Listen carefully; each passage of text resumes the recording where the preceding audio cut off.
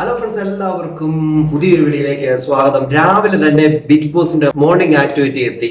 Morning ആക്ടിവിറ്റിയിൽ പ്രധാനമായിട്ടും big ബോസിനെ കഴുകി വെളുപ്പിക്കുക, ബിഗ് ബോസ് ഷോയെ കഴുകി വെളുപ്പിക്കുക എന്നുള്ള ഉദ്ദേശം കൊണ്ട് തന്നെ ബിഗ് ബോസ് ആ ഒരു ആക്ടിവിറ്റിയാണ് അവർക്ക് കൊടുത്തത്. ഒരു ടാസ്ക് കൊടുത്തിരുന്നത് എന്താണ്?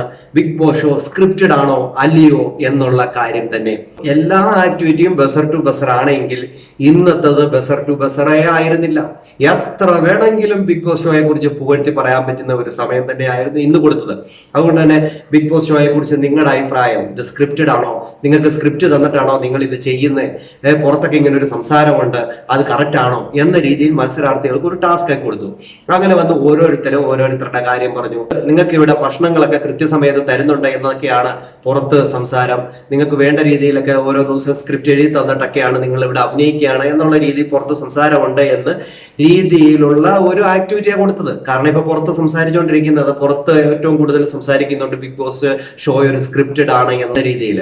എന്നാൽ പുറത്ത് സംസാരിക്കുന്നത് സ്ക്രിപ്റ്റഡ് ആണ് എന്ന രീതിയിലല്ല.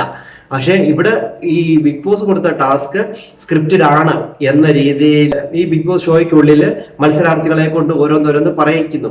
അപ്പൊ അതനുസരിച്ച് മത്സരാർത്ഥികൾ ഓരോരുത്തരായിട്ട് വന്ന് പറയുന്നുണ്ട്. ഓരോരുത്തരുടെ കാര്യം പറഞ്ഞു, ഇത് സ്ക്രിപ്റ്റഡ് അല്ല, നമുക്ക് നാച്ചുറൽ ആയിട്ട് സംഭവിക്കുന്ന കാര്യങ്ങളാണ് എന്ന് ഓരോരുത്തരായിട്ട് വന്ന് പറഞ്ഞു.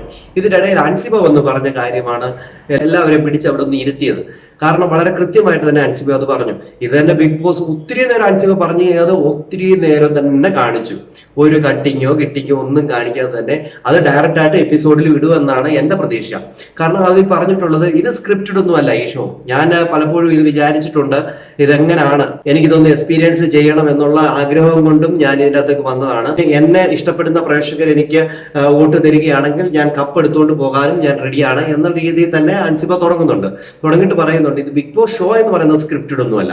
ഇവിടെ നമുക്ക് ആവശ്യത്തിന് ഫുഡോ കാര്യങ്ങളോ ഒന്നും കിട്ടത്തുമില്ല, എല്ലാം ഓക്കെയാണ്. പക്ഷെ ഇവിടെ ഉള്ള മനുഷ്യര്, ഇവിടെ വന്നിരിക്കുന്ന കണ്ടസ്റ്റന്റ് എല്ലാം 365 ദിവസത്തിനുള്ള സ്ക്രിപ്റ്റ് എഴുതിക്കൊണ്ട് തന്നെയാണ് ഇവിടെ വന്നിരിക്കുന്നത്.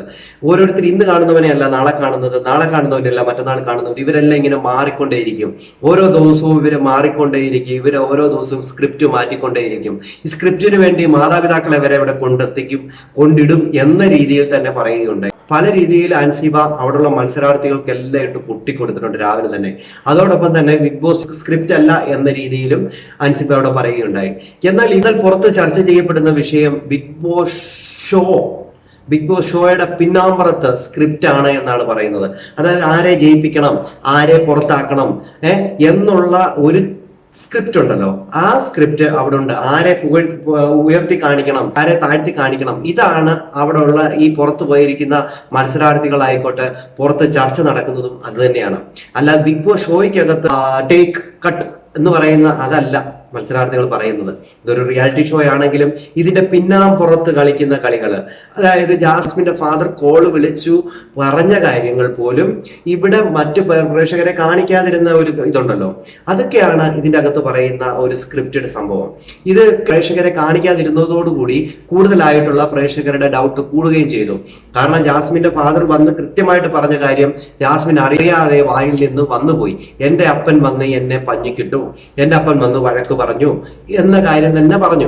പക്ഷെങ്കിൽ അവർ പറഞ്ഞു ബ്ലോക്ക് എന്നുള്ള രീതിയിൽ, ഹാർട്ട് ബ്ലോക്ക് എന്ന രീതിയിൽ അത് അതിനെ പുറത്ത് ജാസ്മിൻ വന്നപ്പോൾ അത് അങ്ങനെ തന്നെ പറയുകയും ചെയ്തു. പക്ഷെ അതല്ലായിരുന്നു കാര്യം. അതുപോലെ തന്നെ പല കാര്യങ്ങളും, ഇത് ആര് ജയിക്കണം, ആർക്ക് വോട്ട് മറിയണം, അല്ലെങ്കിൽ ഇവര് പ്രേക്ഷകർ കൊടുക്കുന്ന വോട്ട് എങ്ങനെയൊക്കെ ആക്കണം, അതൊക്കെ അവർ കൃത്യമായിട്ട് സ്ക്രിപ്റ്റ് വൈസ് ആണ് നടക്കുന്നത്.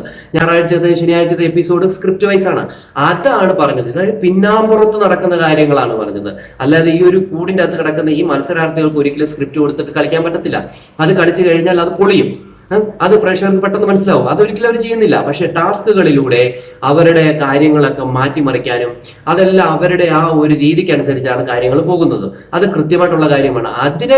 അതിനെയാണ് പ്രേക്ഷകർ പറയുന്നത് ഇത് സ്ക്രിപ്റ്റഡ് ആണെന്നുള്ളത്. പക്ഷെ ഇവരെ ഈ മോർണിംഗ് ആക്ടിവിറ്റിയിലൂടെ വെളുപ്പിക്കാൻ നോക്കിയത് വേറൊന്നിനെയാണ്. നിങ്ങൾക്കും അത് തോന്നിയില്ലേ? നിങ്ങളുടെ അഭിപ്രായ നിർദ്ദേശങ്ങൾ കമന്റ് ചെയ്യാൻ മറക്കരുത്. അടുത്തൊരു വീഡിയോയുമായി എത്തുന്നവരേക്കും എല്ലാവർക്കും ബൈ.